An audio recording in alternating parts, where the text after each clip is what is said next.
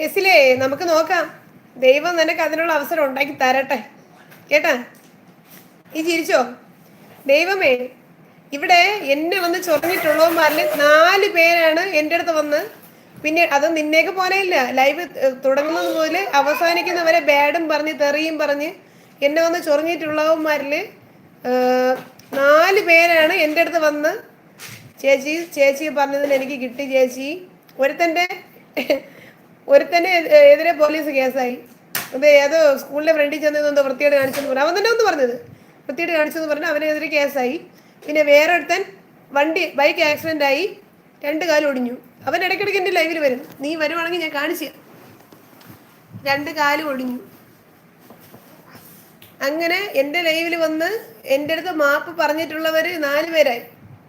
അതുകൊണ്ട് നീ എൻ്റെ അടുത്ത് വെല്ലുവിളിക്കല്ലേ മോനെ. കാരണം